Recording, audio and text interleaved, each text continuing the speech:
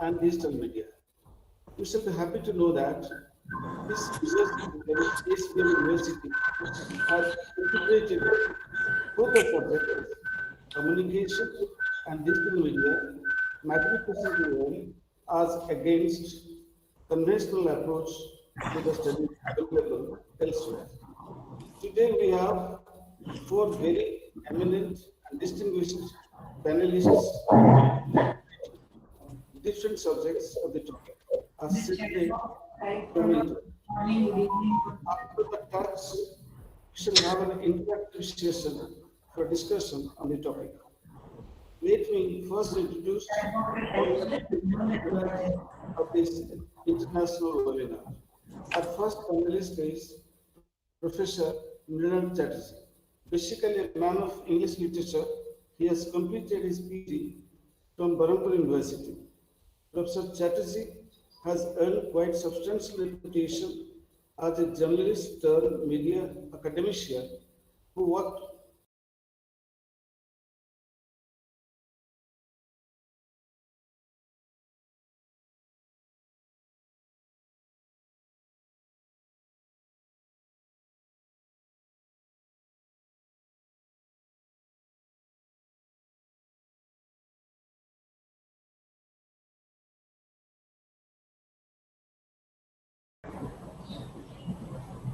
fake news. In other words, what are the problems of information pandemic? Dr. Chatterjee. And our second panelist is Mr. Niranga Rath. Mr. Rath is a very well-known media personality of his database. He is a media and communication expert and a new age.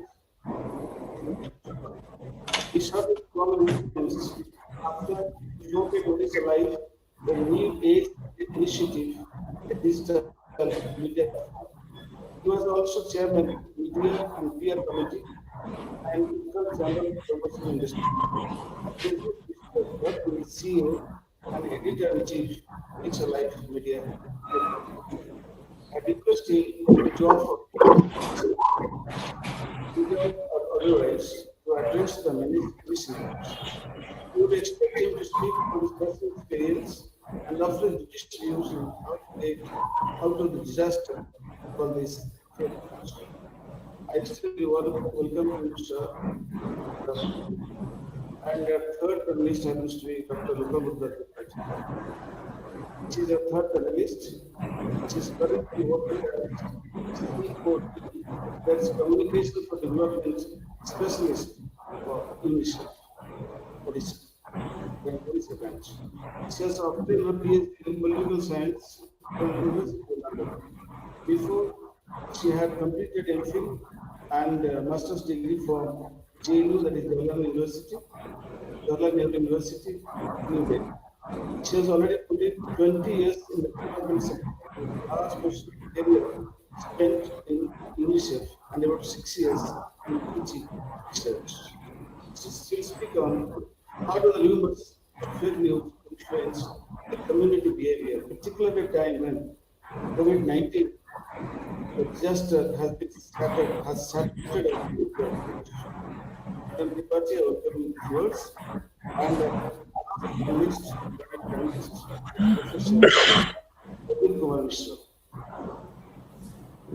He is our last panelist who is currently working as assistant professor at CAPE, that is Center for Academic Partnership and Engagement in the University of Nottingham in the country Malaysia. An MA in English and MA in Literature and a PhD holder in Linguistics, Dr. Mishra has received a flurry of excellence awards from Indian and Malaysian universities. He is expected to focus on how communication and digital media studies can help our students with hundreds of job opportunities or master's degree communication in degree and media studies. I welcome you, Professor Mishra. Dear friends, today we live in an ever-connected world. There are billions of online users of Facebook, Twitter, LinkedIn, YouTube, and other social media platforms like WhatsApp, Instagram, and Snapchat, etc. All of them have connected us together worldwide in a kind of bond, a very rare bond which we have not seen or experienced any time in the past or even in human history. As published recently on 30th a report on 30th of January 2020, that nearly 60% of the world population is already online. Of late, we have seen how social media has become a wellspring of hoaxes, half-truths, falsehoods, and fake news, particularly when coronavirus or COVID-19 is on a culling spree. The deadly disease, one of the deadliest in human history, as we know, is spreading across the world exponentially, impacting social media. With the people around the world are forced to face an avalanche of false news or misinformation about the virus on the digital platforms.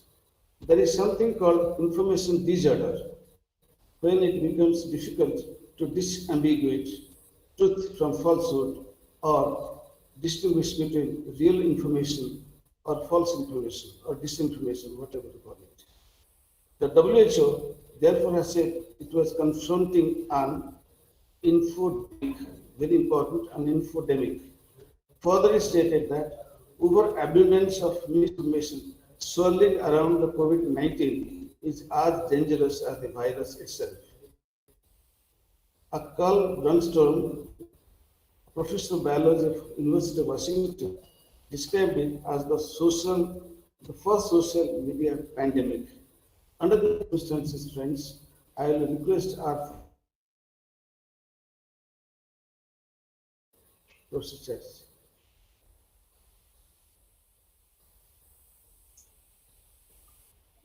Good afternoon, and I'm so very happy to join this webinar.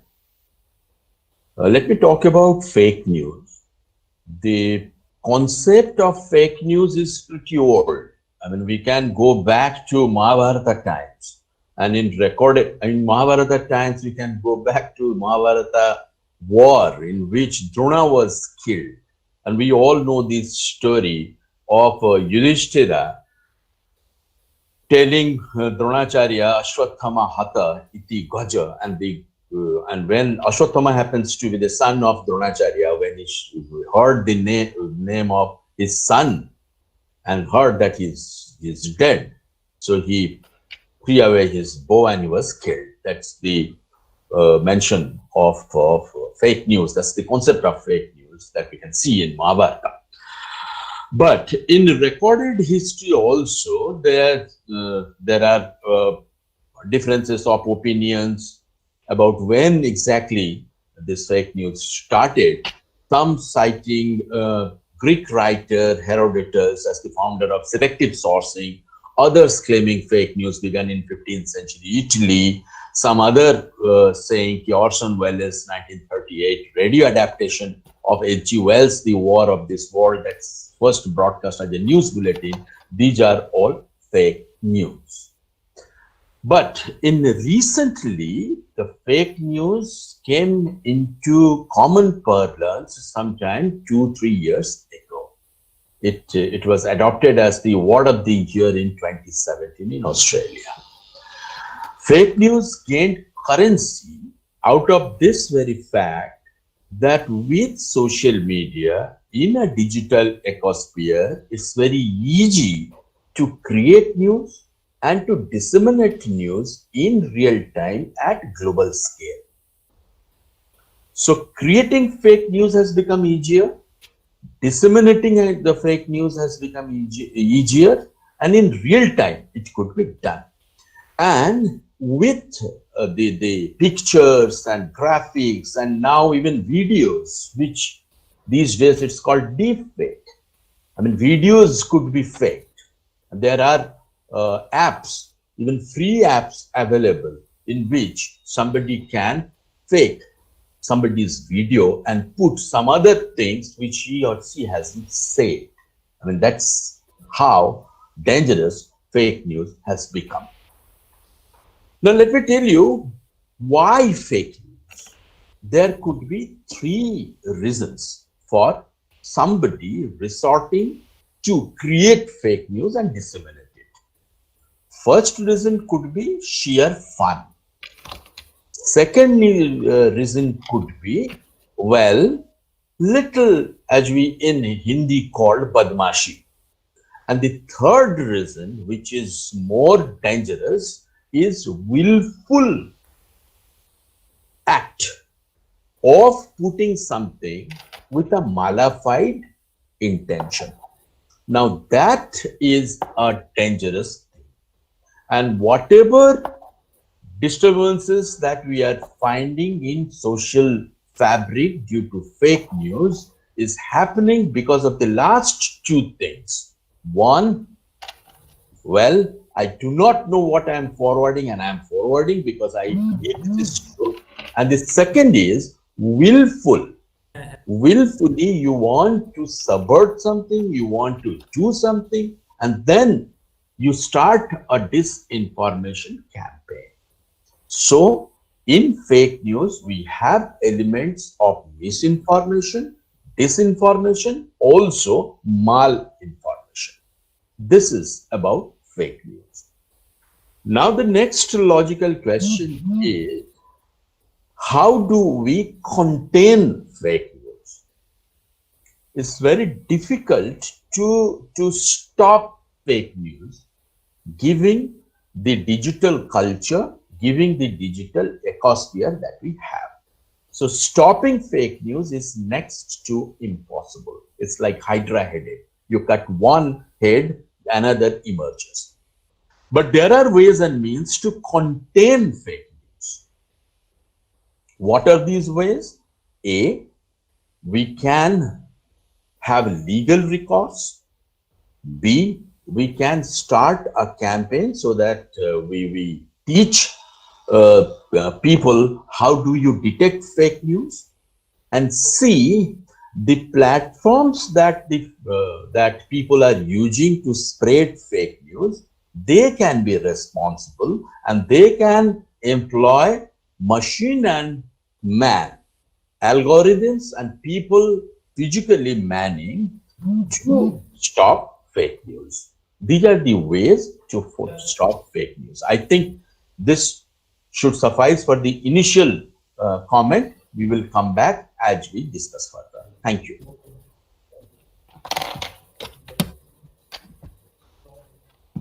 Thank you, Professor Chatterjee. Our second panelist is Mr. Nidamba Rath. And Mr. Rath, I request you to speak on the problem and the solution part of it. Good afternoon, everybody. Thank you, Professor Jai Singh, and thank you, SBM, for organizing this wonderful seminar on a very relevant topic on how to handle fake news in social media. So I would like to, limit my comment on the mainstream media, since I had the experience of working in primarily in newspaper and for a long time in television. And I'm working in digital space for almost since 2012. So my first point is fake news is also being circulated in the mainstream media because of 3 points: lack of maybe processes and protocols, lack of responsibility, and again, sheer ignorance. So I'm speaking maybe in the term of media or news flow management. So this point will be very important for the media people, whatever medium they're working with, the print, radio, electronic, digital media or any other media. So first of all, when we get into a profession called journalism, we were being told that anything you post, publish, or anything you disseminate, you should be responsible for that. So that means we have to, ensure that we are into a responsible journalism. When of late, social media has become, when you look at the source, that what are the sources which, from which we get the information and we create the news. And today, earlier, every, all information those were, getting from the market, getting from the different places, were almost like fast hand. My reporter was going to the different public places, meeting people or officials and getting the information. So it was more or less like first-hand information. And in the second stage, if I was, using the feed of an agency, a news agency, again, somebody on behalf of the news agency has been or had been to, to those shores, and he got the news or got the information. So every information was cross-checked in fast hand. Today, the most important point in media business, it is speed. So everybody wants to, achieve speed. If you are not able to achieve speed, maybe you are lost in the competition, you are not in the business, or you are not in the operations. So while, uh, running behind the speed, many media people, many media houses, many newsroom commit the mistake of picking up certain information which might not be true. You call it misinformation, you call it fake news, completely untruth. The untruth is being presented as truth, as information, or as news, and the same information when a mainstream media person picks up from whatever source says, like we are focusing on social media today, and we disseminate without verifying.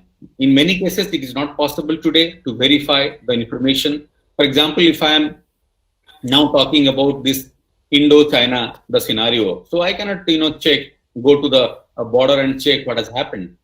Maybe nobody is reporting on that matter. There is no official information being released on many, many important issues that people want to know or the media wants to disseminate. So what the media does, the media is, focusing on the social media. We get information from different official handles of government officials, ministers, then of this the PR mechanism of different organizations. So whatever information we get, we need to first check that whether you can believe or you can rely on that information or not. So in the first phase, I would like to say that yes, not only in social media, I believe that even the mainstream media has become a part and parcel of fake news, basically disseminating fake news. I'm not saying that they're creating fake news. They may be disseminating fake news for whatsoever reason. So I believe that there has to be certain processes, protocols that every media has to follow.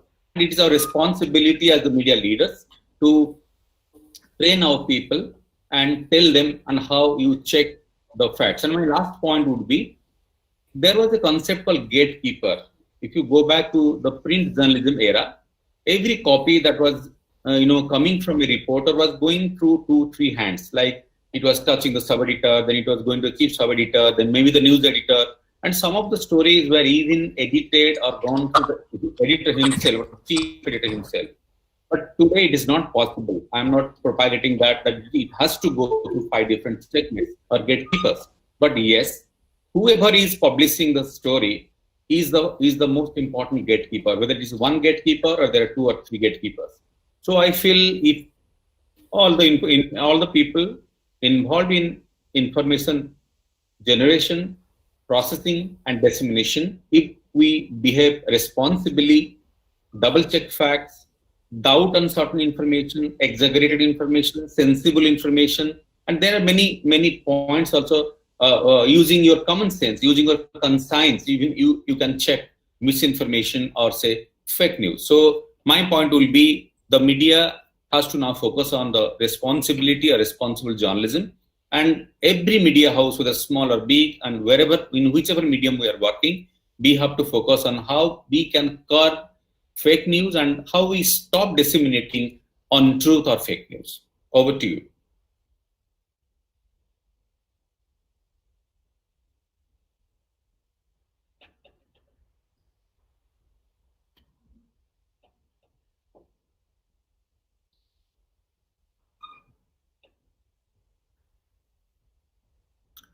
Professor Joy Singh, please put on your audio.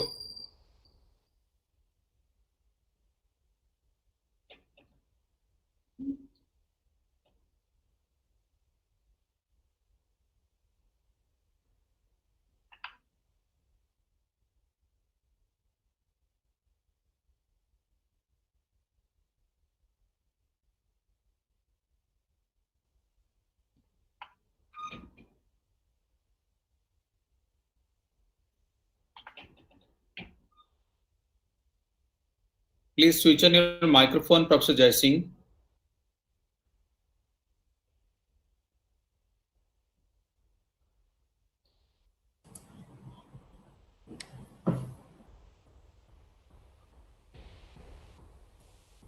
Jai Singh sir, we are not able to hear you. Can you please unmute your microphone? Thank you.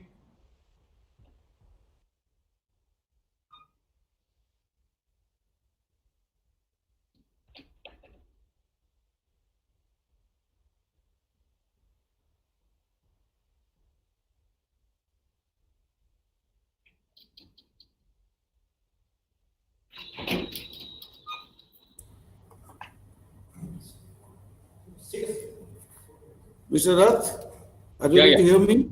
Yes, yes, yeah. You spoke fantastic. It's really great news you gave. I must say that media must play a very responsible role. Unless the media plays responsible role, then we can't make a curve on the disinformation, either disinformation or misinformation or fake news, whatever we call it. Thank you for it. Thank you, Mr. Rath. Our next panelist is Dr.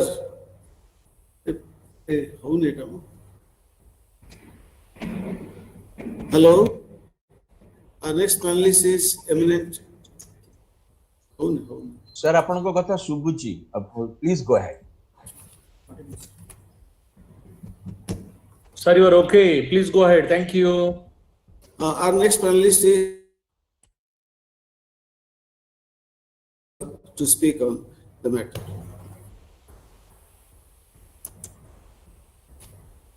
Sir,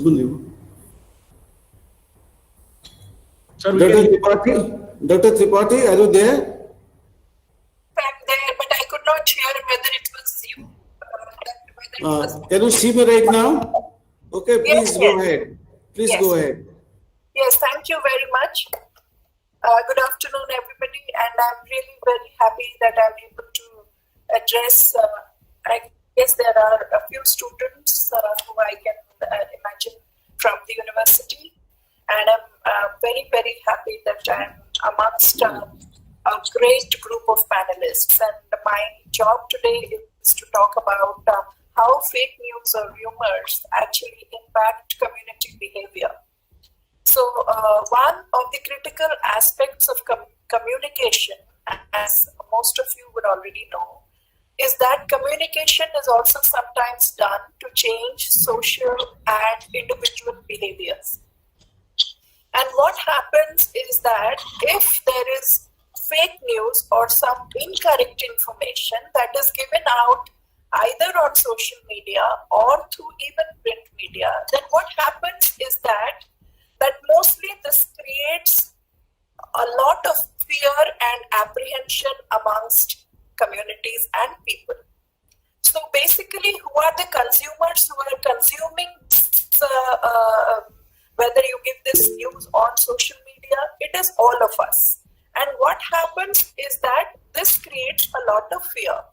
Let me start by telling you that when the COVID-19 actually first came to India in January, even before anything happened in Odisha, there was a lot of, may I request people to just mute their microphones? It just becomes easier. Thank you very much. So what I'm trying to say is that during COVID, we have received, I think, the maximum amount of wrong news, fake news, in fact, incorrect information around the disease, around people who have got the disease, and therefore it becomes extremely important about what Nilambar Rath just mentioned. That Mr. Rath, when he mentioned that we should be more accountable and responsible when we are making anything or making any kind of news, whether it is on WhatsApp or whether it is on or even forwarding a particular news, we should know, we should be responsible, we should think that what are we actually forwarding. And because we know that this kind of news mongering, as we call it, will create a lot of fear and apprehension amongst the communities. And especially when there is already a great atmosphere of fear. You know, in the COVID situation, there is a lot of fear already that is brewing in the community. There is fear that I might die. There is fear that somebody in my family will contract the disease. There is also fear that, you know, if I get it, or if my parents who are old will get it, then they will have to be admitted into a hospital. Probably the hospital will charge us a lot more, and if they charge us a lot more, I might be in a situation not to pay for it, because we have also heard about news that, you know, one private hospital in Delhi was probably asking for 8 lakh rupees for a bed. Now, with this kind of news which is going on, and so much of fear already there about the disease, if we put or plant anything that is a fake news or which is not correct, then it intensifies the fear atmosphere, it intensifies the atmosphere of apprehension. And therefore, what happens then? Then there is heavy uncertainty about anything that comes out, whether it is information that is coming from a health functionary or whether it is information from the doctors. The first thing that we do is we go to Google and try and find out. The first thing, before we read a poster which is written out by the government, we are also thinking whether this is correct. Oh, but I had received that information on WhatsApp which said completely different things from what is told here. So we try to also disbelieve and mistrust the source of information that is given to us. You know, the correct information, if the source is the government and it tries to give us the correct information, with so much of fake news and rumor mongering going on, what happens is that we start to mistrust or disbelieve the correct source of information most of the time. So we have seen, and I have been involved in actually implementing communication during COVID times, and these are the different situations that we have seen: fear, apprehension, mistrust, disbelief in the information that we are giving, because WhatsApp and TikTok has already given a lot more news than what we were trying to tell them. We could never convince them that this is research which is telling us that COVID-19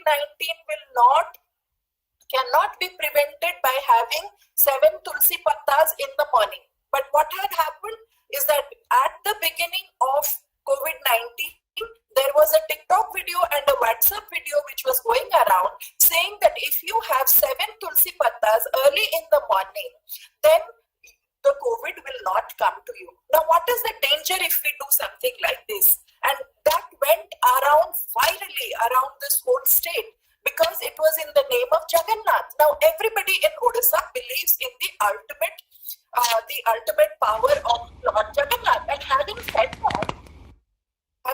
that, what happens is that if you start to give news in the name of Jagannath Ji, then what happens is that people who do not have access, you know, we have a lot of underprivileged communities as well, who do not have access to, let us say, newspaper, who do not have access to the correct source of information. And if easy information comes to them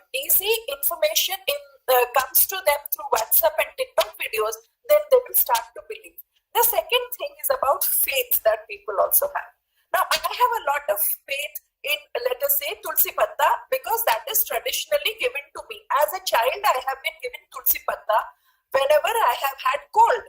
And the symptoms of COVID are cold and cough and sneezing, which are related to flu-like symptoms. And if we say that Tulsi Patta is something that will prevent corona in you, then people will believe it, because, you know, traditionally these are the normative behaviors we have been practicing. Therefore, what happens is that people put 1 and 2 together and they realize,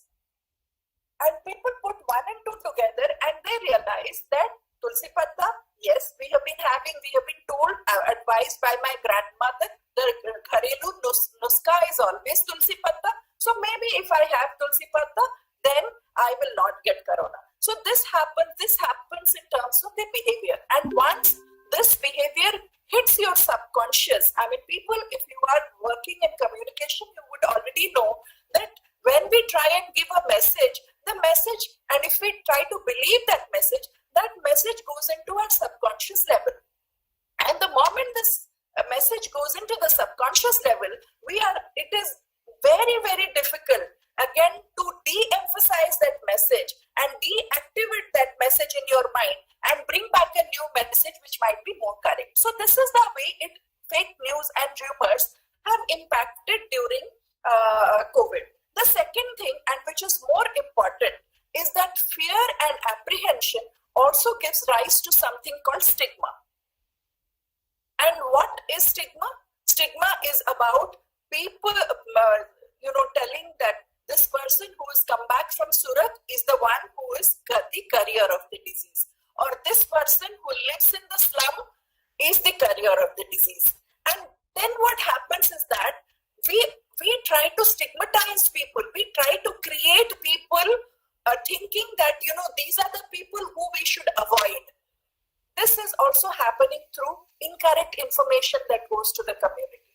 So all Surat Feranta, all migrant workers are potential carriers. No, all of us are potential carriers. Only people who are going out and without people who are going out are expected to get corona. No, if you are also not washing your hands correctly, and if you come in contact with somebody unknowingly, with somebody who has gone out or has met a contact, there is a possibility that you will also, or I will also get corona. So that is what happens. And stigmatizing behavior, that, I will give you an example. For example, initially when this whole thing started, everybody said that, all the people who are coming from the bastis, that itself is very demeaning. To say that, all people who are coming from bastis and all the residential and welfare associations actually stopped people coming in, people, maids and domestic help who were coming from different slum areas or different residential areas. They were stopped from getting into the buildings out of the fear that they might be carriers. Okay, it is a different matter that you think that they might be carriers, but to kind of start to say that people in the bastis actually are the people who probably are more prone because they are poor. Now that is a stigmatizing behavior, and I have come across people who have told us that please, ensure that the basti is certainly disinfected at least 3 times in a week, because people who are living in the basti are very unhygienic and they are the ones who probably carry the disease. Unfortunately, this is a disease which has come from people who have been traveling abroad. So the first people who came back with the disease were the people who came back from abroad. So people who are like you and me, going abroad, people who are more who have the capacity or who have the financial capacity to go outside of India, live in a country like Italy or England and come back here with the disease. So it was not the basti people that carried the disease. In fact, by contrast, this disease has been brought in by people who came from abroad. So what I want to tell you is that why I'm giving you these examples is that when you are creating fake news or when there is a lot of rumor around certain things, what happens is that this creates major thing around stigmatizing behaviors, discriminating against some kind of communities, and this is something that we have seen across. Now I will come to, like I was telling you, the third thing, that is that we need to fake news always promotes unhealthy behavior. It always promotes unhealthy behavior. Like I was telling you, fake news like, India, nothing will happen in India because once the summer comes, COVID virus will go like this because it is so hot, the virus will die. Do we even know what is the degree or what is the level of heat that is required to kill the virus? Does anybody of us know it here? No, we don't know.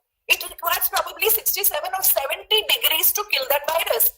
Imagine if the summer goes up to 67 or 70 degrees, all of us will be dead. Forget about the virus. So this is the kind of behaviors, and why should I do it? Because once it is summer, the virus will die, so I can go out. Have you seen the Bhubaneswar market? I mean, there might be people from outside also, but have you seen, for example, the Bhubaneswar market just before the Raja? There was a celebration called the Raja in the last week where we had 3 days of holidays, and it is a festival where we celebrate girlhood or menstruation. And the market building was full of people. There was nothing called social distancing. Because, and if you went and talked to those people, they said, no, coronavirus is now gone. You see, it is heat and it is summer and heat will kill the virus. But nobody knows what is the degree that is required to kill the virus. So this is what happens when fake news is going on and on. Now, there is only one thing that I want to tell you before I stop, and that is, what should we do? Because I also read that there is a need to combat fake news and rumors. We need to tell more and more people, as journalists, as people in the communication sector, it is our responsible. We might not be directly accountable, but certainly people who are writing in the newspapers, writing on, somebody who is creating a TikTok video might not be accountable, but people who are writing in the newspapers, people who are creating news, they have to be more accountable and more responsible and talk more positive news. They have to give more positive news. That is, when I say positive news, Corona is like sunshine, it is like rain, it does not discriminate between the poor and the rich, but 80% of the people come back safe and healthy from the hospital. So there is a need for us to actually, if you imagine, if in a situation I am so fearful and I am so apprehensive that I will be stigmatized, that people will, despise me because if I have corona, then even if I have the symptoms of corona, I will not go and tell anybody, because that is the way fake news promotes unhealthy behavior. Because they will say, they will not even go and access the health system. They will not go and access the health service providers.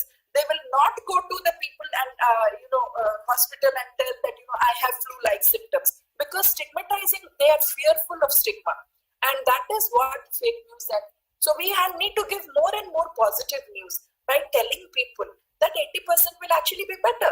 There is a need for risk communication. We need to give the correct information. The risk has to be communicated. Very important to remember. What is the risk? The risk is that if you don't wash your hands, then you are a potential victim. So the risk has to be correctly communicated, and it is our responsibility to identify what are the different risks and communicate it to different people. I will stop at that and probably go on to discuss more when we have the discussion session. Thank you very much. Wonderful talk.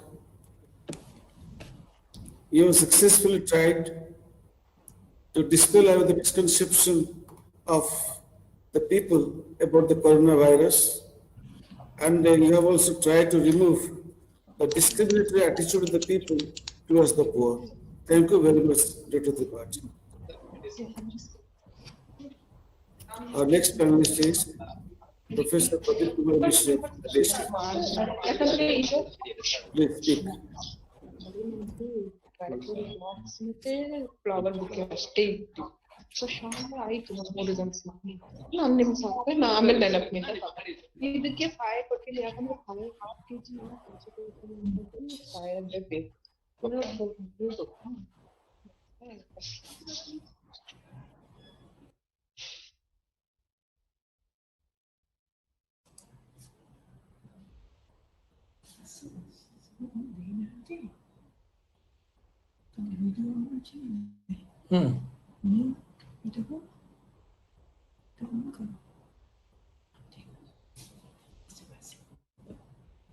Hello. Joy Singh sir, can I start? Hello. Some technical.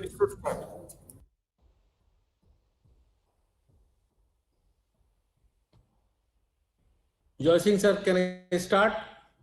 Start. Okay. Start, please. A very good evening to all my digital friends and namaskar to all my Orison friends. This is a wonderful opportunity to speak on communications and career prospects in communications. But before I start anything, let me thank Professor Dr. Biswajit Patnaik and Professor Dr. Jaisingh sir for giving me this opportunity to share my thoughts on communication and prospects in communication from jobs point of view. That's number one.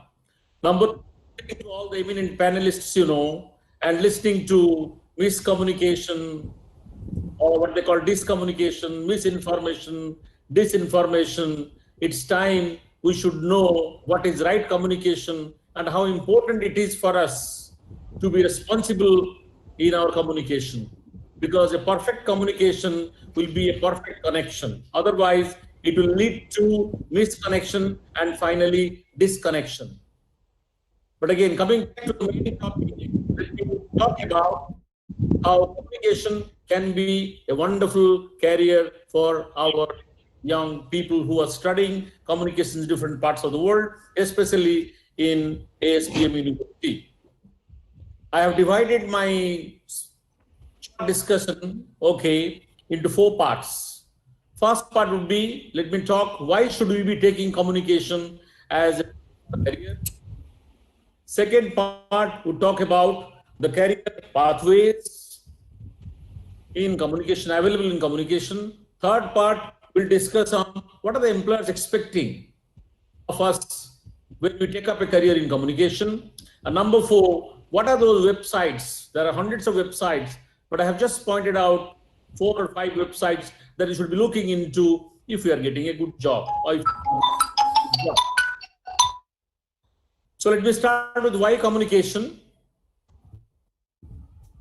See, communication, as Paul Mayer said, communication, the human connection, is the key to personal and career success.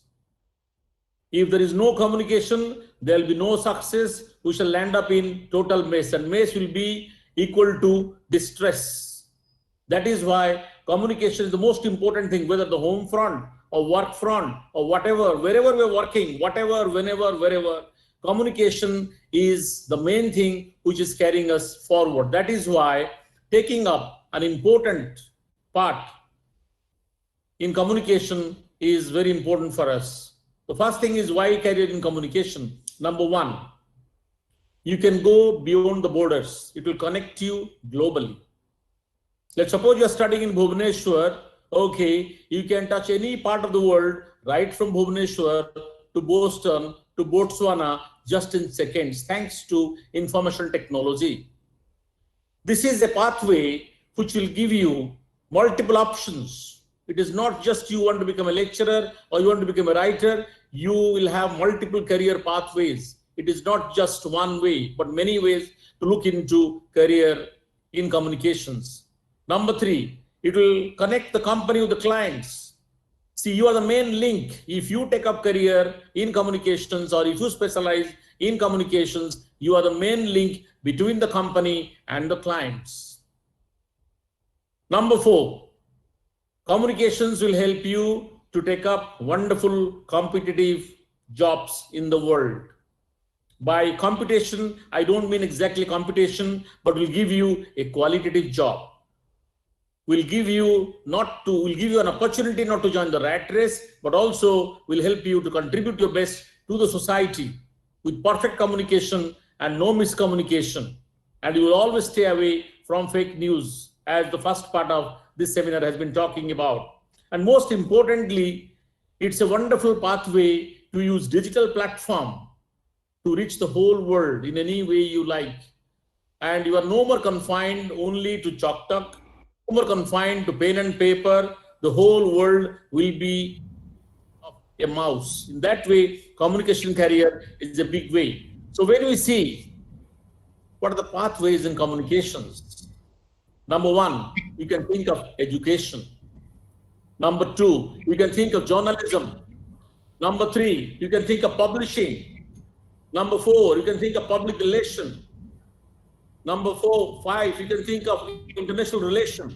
And also, if you can add a bit of technology to your career, you can get into digital media.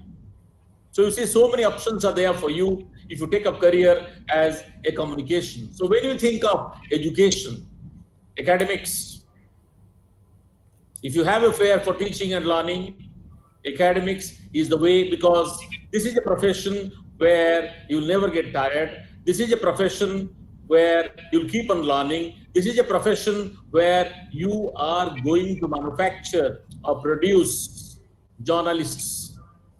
You are going to produce communicators. You are going to produce administrators. You are going to produce counselors. You are going to produce so many professions with the help of this profession. So academics is open to you. Education. Number 2, you can get to administration. You can be a counselor. Okay. You can be, if you go get into journalism, like Chatterjee sir said, okay, you can get into journalism through Indian Institute of Mass Communication. If you study in Dhenkanal or you study in New Delhi, okay, it will open new ways for you. It's very challenging. You'll be a frontliner. Of course, there'll be high risk, high gain, low risk, low gain, no risk, no gain. I know these are challenging things, but if you want to take the change, you want to take the challenge, you must be prepared to change. And the challenge will change you. In that way, journalism is a high-stake career and it pays you very well. You can be a correspondent, you can be a newscaster, you can be an editor, you can also be a script writer if you want to be in the background. Publishing, you can be an author on your own merit. You don't have to work. You can be a freelancer, you can be an editor, and also you can be a desktop publisher if you want. You see, these are the avenues in education, journalism, and publishing. In the second phase, we have public relations. This is a huge field. The whole world will be yours at your feet. If you know how to get into this profession, you can get into public relations, you can get into event management, you can get into publicity, and you can also be a wonderful critical analyst for media. In an age of information explosion, okay, media is the most important thing. This is a time where we cannot manage our life without the cell phones, without Wi-Fi connections, without the internet. Every day we are being blessed, of course, okay, with tons of materials. If you know how to write, how to communicate in the right way, I think you can be a wonderful media analyst. Coming to international relations, okay, you can be a business consultant, connecting companies. You can be a translator in embassies. Okay, you can be an interpreter. They're very well-paid jobs. You can also be a language specialist, but you need to be a polyglot, because there was a time when people said you should be a jack of all trades and master of none. Times have changed. There was a time where you were supposed to know, okay, something of everything. But now the times have changed. You need to know something of everything and everything of something. That is the case. If that is the case, you need to specialize in communication, but you need to super specialize in a field which will take you one step ahead of communications. When you think of business, oh, it's a huge field. Okay, and this is the field which is controlling sociology and economics, public relations. The whole world is being controlled by the world of business. And if you are specializing in communications, you have the options of becoming a sales manager. You can be a personal recruiter. You can get into human resources. You can be a marketing manager. You can be a labor relation officer. You can be an advertising manager. You can be a customer service officer. Also, you can be a wonderful corporate trainer with the help of your communication skills. And yes, and if you want to get into, if you add on a little bit of technical knowledge to your communications, you can get into press, radio, television, and WWW, the World Wide Web. I would call it not World Wide Web, I would call it whatever, whenever, wherever for your employment. When you see the press, you know, you can be international correspondents or national correspondents, you can be column writers, you can be media analysts, you can be editors, sub-editors, you can also be content writers on different topics of your interest. You don't have to take up a job, the job will take you up. Think of radio and television. Okay, you can be anchors, you can be directors, you can be mass communicators, you can be producers of programs, and also you can be announcers. And finally, you can also be casting direct. When you think of the digital media, www, the World Wide Web, the Internet of Things, you can get into digital content specialization. You can be a web content writer. You can be a web analyst. And you can also get into what is called the social media specialization. This is the most important thing, which is controlling the whole world, whether you want to take good news or bad news, okay, whether you want to take good news or take fake news. It all depends on how responsible you are as a communicator in your own world. Now, the question is what the employers are looking forward to. Okay, so many jobs are there, but you need to ask yourself, okay, do I have what it takes? Okay, I mean, you might be thinking of, there are so many softwares which are controlling the selection process, like I got a news that ATS, their application tracking systems. Okay, we have iSIMs, we have robots using artificial intelligence to select candidates. Let me tell you, with my little experience, they are all online experience. Okay, your application may be scrutinized online, but finally you are being selected offline by human beings, okay, by people who want to talk to you, by people who like to see how do you communicate. So when you look at these employers, their expectations are very simple. Number one, do you have the job competence? Number two, do you have the communication skills? Number three, do you have the problem-solving abilities? Or that's called critical thinking skills. Number four, digital literacy, the most important thing. Do you have the keyboard mastery? And we also, in the past we talked about IQ, EQ, intelligent quotient, emotional quotient, but now a new thing has come up, there's the adaptability quotient. Are you prepared to change with the times? And another thing that the employers are looking forward to, if you are taking up communication as a career, that is, are you a team player? Can you work in a team? That's very important. That is why these days, before a one-to-one interview with the employer, okay, we have what I call LAC, Learning Assessment Centers, where you are put in a group, a task is given to you, and they would like to see your group behavior, your team behavior, okay, your team dynamics, and how good a team player you are. And most importantly is professionalism and ethics. So these are the things, and when we listen to all the three speakers just before me, all of them basically are talking about the bottom line is, are we professional communicators? Do we have ethics in the way we communicate? So professionalism, I would say we do a thing. Ethics is looking into what is right, what is wrong. Let's suppose I'm a teacher, I should be the best teacher. That's my professionalism. Being a good teacher or being a bad teacher, we'll talk about my ethics. So these are the things that the employers are looking forward to. So now the big question is, what are the websites? There are hundreds of websites. But with my little experience, I can tell you that the websites which are important, okay, in the current world are number one, LinkedIn. LinkedIn is something which is really link you up with many people, many professions around the globe, and you never know, okay, you may get a job on LinkedIn. So LinkedIn is that interesting, unique website where professionals do come together, okay, and instead of you're looking for a job, the job will start looking for you. That's very good thing about the LinkedIn. We have another website called the Glassdoor. Glassdoor, good thing about it will tell you the jobs, it will tell you the salaries, and interestingly, it will give you a profile of the companies that you are interested for. Then we have Monster.com, okay? It's also an interesting commercial website. You can post your jobs, okay, and you'll get wonderful responses. Indeed, that's another website, okay, where you get millions of jobs. The only thing is you need to know how to filter the thing that you're looking forward to. And most importantly, if you're Google-minded, if you're a Googler, you can go for Google for Jobs. Okay, it is the search engine of search engines, and it will give you a number of filters to look for your job and you're looking for communications, you just type communications, it will show you different spectrum, okay, of all the jobs available in different websites or different parts or different organizations of the world.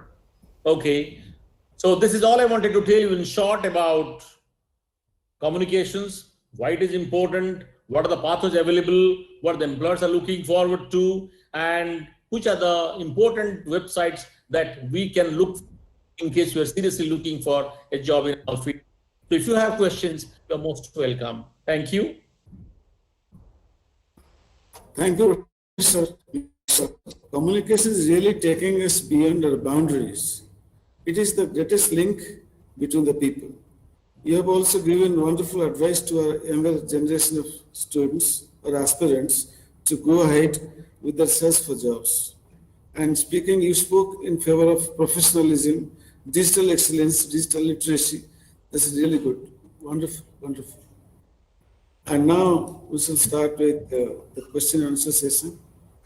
And my question to you, Mr. Mishra. Yes, please.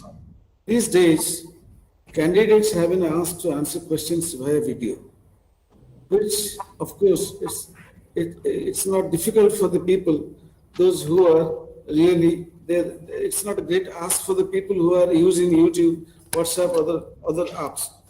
Do you think it's a better practice for the recruitment than the face-to-face interview?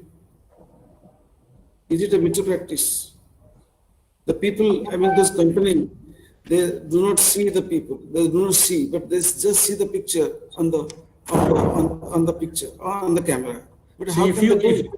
No, it is because of the distance factor that we are getting into video interviews. But actually, the real impact comes when you meet somebody face to face. The kind of interaction that you can have during a face-to-face meeting, face-to-face interview will not be that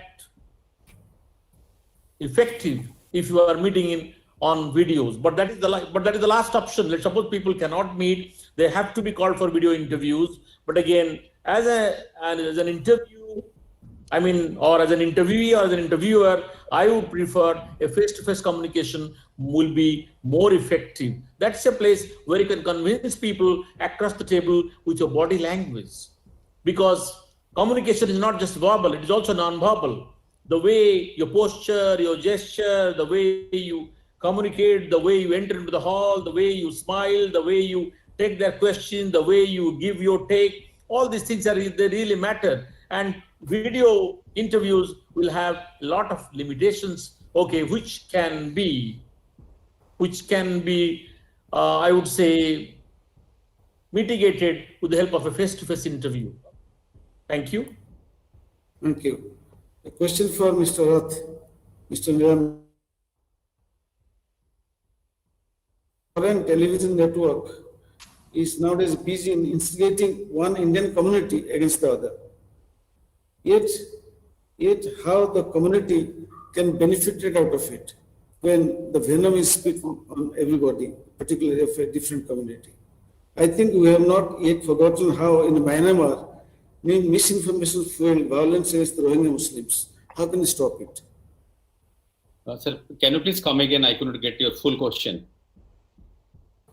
There is one foreign television network operating in India. It's busy engaging one Indian community against the other through misinformation. I think we have not yet forgotten how in Myanmar misinformation fueled.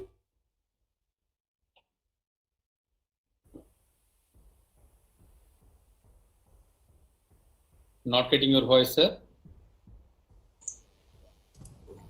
Remember, are you getting me? I'm getting you. So the question basically is, how do you contain fake? That is basically the question. Right. Sure. Yeah. So from the beginning, I was primarily focusing. Look, there are two aspects. One is the social media itself, which has taken the center stage of late, and the other side, there are other, organized or say mainstream media, like still the print, the radio, the television, and even the online media, which are being managed by professional houses. So I will again focus on, I will not focus on the discrimination that is being made in social media by many people, by its users, whether somebody is responsible, somebody is not responsible, and somebody is serious, somebody knows about the ramifications. But for any person who is working in media, whether he is a fresher, a trainee, or until the chief editor, whether he is working in the field or working in the desk, or somebody is working the digital platform where with just a fraction of a second you can publish something and that reaches the entire world. So again, so I'm focusing on the same thing, that anything that you publish, you process or you edit before you publish, please have a look at the content. First of all, you are the first reader or the author of the content which you are going to publish or share with your audience. So as an audience, do you believe the content? Is it okay for you? The news can be very big, or the news can be as usual a general one. So you are the first, reader or the viewer or the audience of your own content. So you first take your content, and as a professional journalist, there are certain protocols or say ethics and practices, and maybe yes, the gatekeeper role is there. Everybody in the digital medium today are the gatekeepers. And maybe in the newsroom or in the news setup, you have got your colleagues, your peers, your seniors, and your boss, whatever you call it. So my suggestion will be to check fake news or any kind of misinformation. Behave responsibly. Check the fact, double check the fact with available sources. Don't get into or jump into action that I'll publish it will go viral. Don't get into that kind of attitude. And whatever you publish, you be responsible for it. And finally, you have published something and you get to know that either it is wrong or it is partially wrong or there is some amount of wrong information. It is your responsibility to quickly correct it or take it off and say sorry about it. So if all the media houses, starting from a website till the television channels, if we ensure that yes, we behave responsibly as a communication professional, I think a majority portion can be caught and we can control at least. We cannot stop 100%, but we can control fake news. Thank you. Another question for you, sir. Last year, India has already made internet shutdowns 134 times and 47% of it in Kashmir alone. Do you think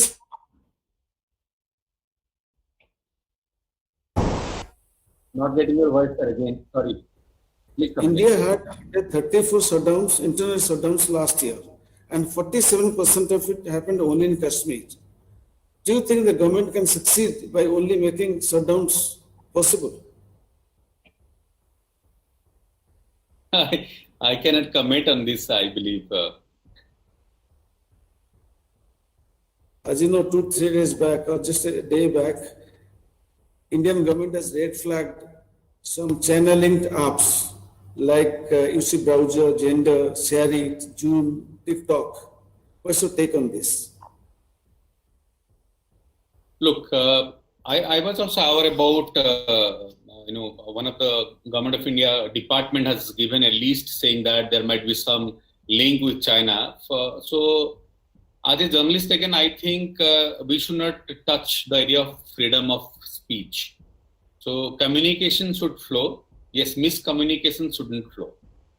And secondly, when you talk about fake news, even if you look at political agenda, if you look at communal agenda, there are many people or many organizations or many, say, groups, those who, intentionally create certain content and try to, make it viral so that it can reach many people and it serve their purpose.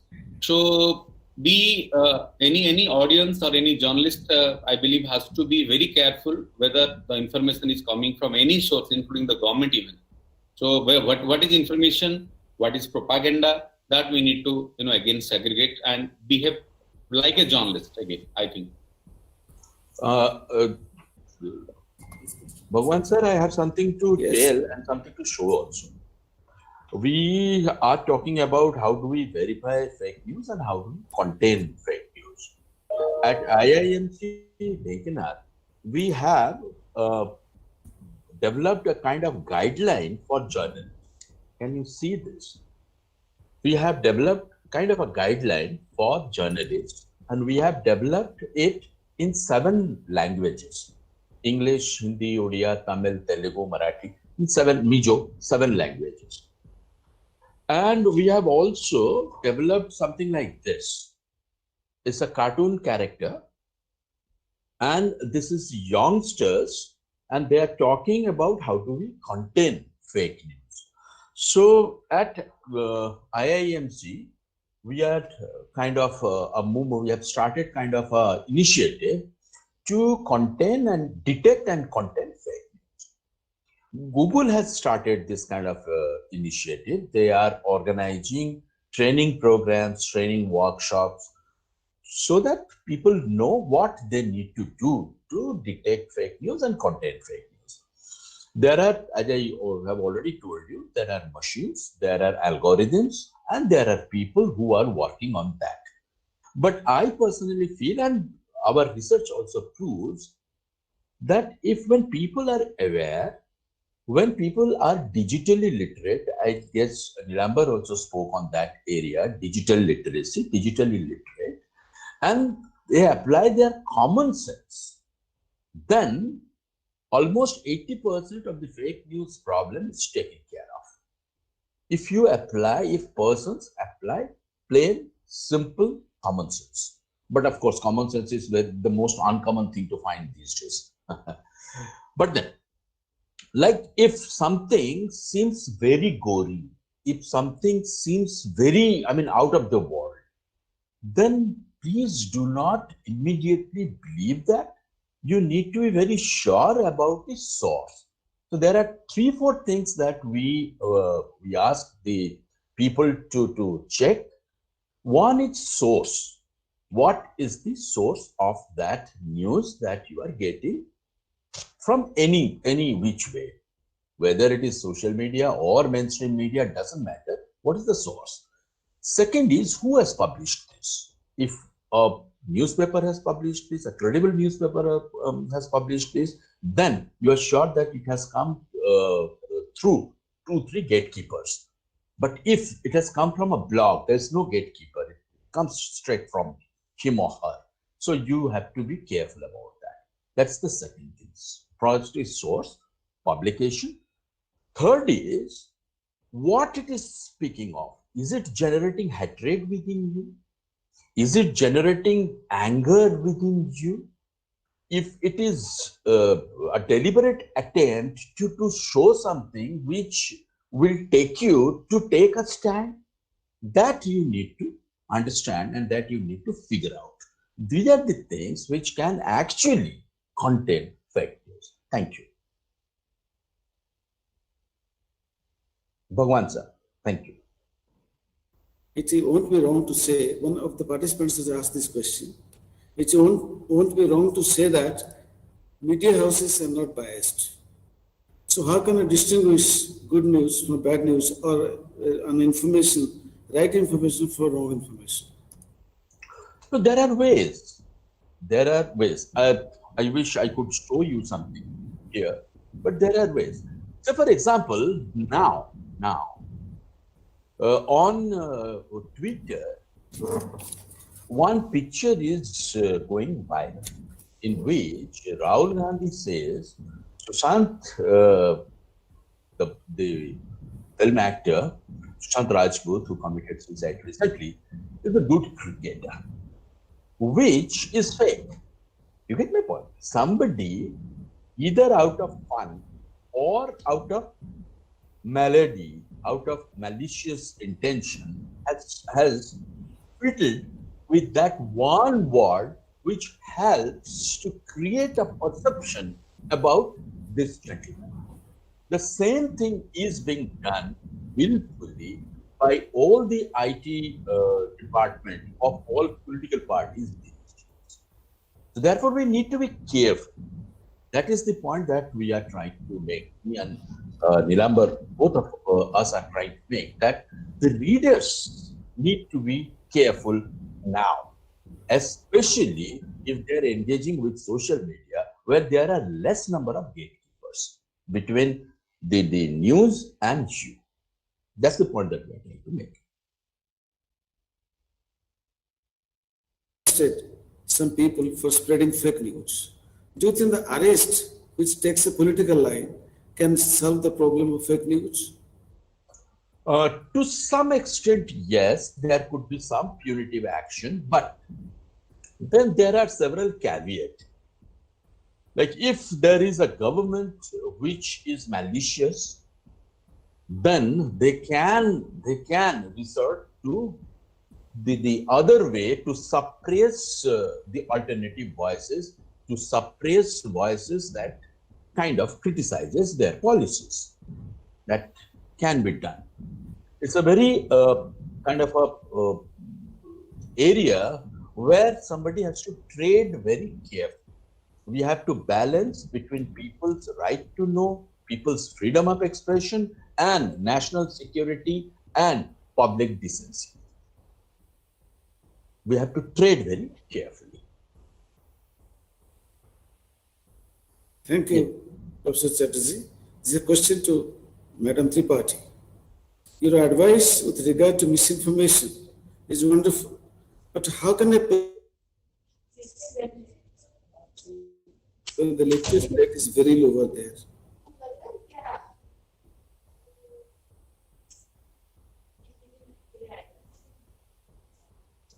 Madam Tripathi, are you right there?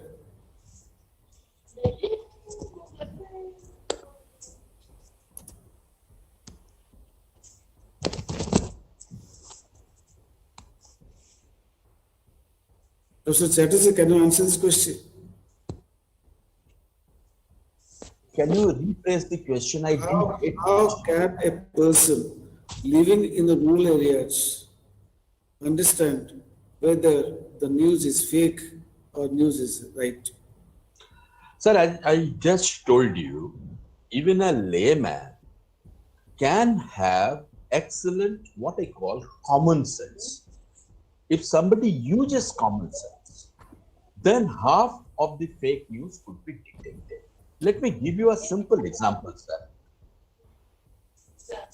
Before this COVID thing came, lot of kind of information was there on social media, especially in WhatsApp, in Facebook, regarding the panacea for corona. Do this and there won't be any corona. Worship this God and there won't be any corona. Right? If any layman applies his or her mind, then he or she will discover that all these are not true. Right? If chewing 7 tulsi patta will get rid of corona, then the scientists all over the world wouldn't have spent sleepless nights over this. Right? This is simple, plain common sense. So applying that simple, plain common sense is the first thing. And then there are several apps.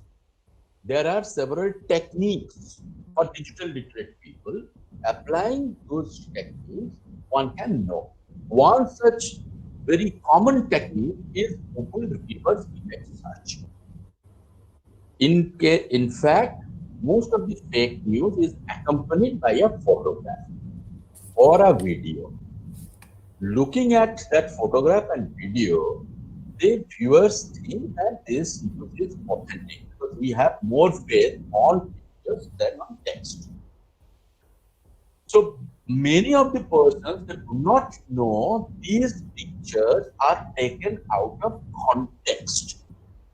One picture could be 7 years ago, 10 years ago, taken 10 years ago, and which is used now completely out of the context.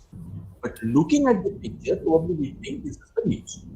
By going reverse image, by doing reverse image search in Google, we can reach the original picture and we can get information about the original picture, right? There are several organizations which are doing research on this. If you send a news or a photograph to them, they will do this research and get back to you saying that, look, Mr. India, this is wrong or this is scientific or this is not. So there are ways and means to do that. But the point that I am stressing on is common sense. If we apply our common sense, half of the problem is taken care of. Sir. People are so scared of coronavirus right now these days. You know, they believe every message to be true. I'm just giving an example. I got a message some days back. Ethanol, ethanol is a kind of volatile flammable liquid, can flush out the coronavirus from the system. So many people started practicing it also. You know also that some people started taking whiskey, thinking that that's a panacea for coronavirus. What's your say on this? No, all those people who are in love with whiskey, they justify their love of whiskey. Common sense. You're talking about common sense. That's why I asked this question. But I guess there are certain things which your common sense will tell you this is probably not true. But there are certain things which will tell you. And then maybe we should go to a credible source. Now, who is a credible source? In this situation, I guess government sources are more credible than any private source. Right? And research says that in these times of corona pandemic in the last 4 months, people are gravitating towards the government agencies to get credible information. The point that I'm trying to make is that people want credible news and they need to know which agencies are giving credible news. Here comes the role of government media agencies. Here comes the role of responsible mainstream or alternative news agencies. This is the litmus test for them. If they give credible news now, then they'll also be there for all time to come. People will rely on them and they will position themselves as credible source of news in media ecosphere. Thank you, sir. Thank you, Professor Chatterjee. And there's no other question. Thank you. And I'll just wind up with one sentence. People have never been happy with social media, even though they can use it for fun. They always blame it for lying, bullying, misinforming, and being unfair to one and the other. But anyway, the world will go on. We'll have to live with misinformation. Whatever information we say, whether misinformation or disinformation or fake news, whatever it may be, we have to learn to live with it. Thank you. Thank you all our participants, all our panelists. I extend a very Thank you so much. Yes, I extend a good thanks to all of you. Thank you. Professor Jaisingh, can I just one input with respect to the career opportunity for your students? If you allow me just 1 minute.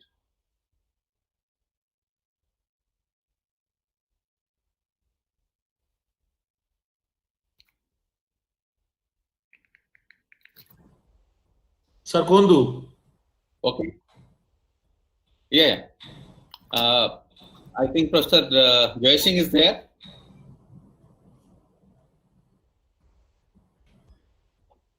I think people have late. So thank you, everybody. Professor Jaisingh, can I just add one point with regard to the career opportunity, which Professor Mishra has very, in an extended way presented.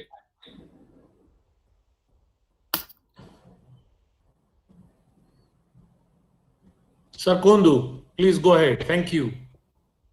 Okay. Thank you, Professor Mishra. You have touched the subject very well. My only request or say advice to the new generation, the future journalists or the future communication professionals, that when they are going for taking admission in some university and choosing communication as a career, they should look at communication, look at the broad spectrum of communication, and they should not limit themselves to become just a reporter in television or become an anchor in television or just a couple of positions. Please think that you are going to touch communication, which is a very broad subject, and there is no dearth of opportunities available for the people who are talented, who are skilled, who are professional, and who are positive. For example, like I'm running a small organization having multifaceted communication activities, including news and communication. We are also running a production house handling video production, handling content localization and all that. And many times you don't get right kind of talent from the industry. There are many people, maybe 500, more than 500 or around 1,000 professionals passing out from different universities, and we sometimes look for good people.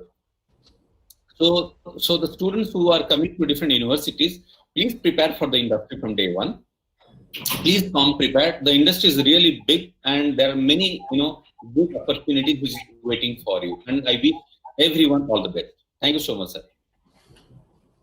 Thank you, sir. Both bhal lagla. Thank you. Thanks for your open-ended ideas. Yes, sir. Thank you so much for listening and everybody. Thank you, sir. Thank you. Bye-bye. Can we sign off now?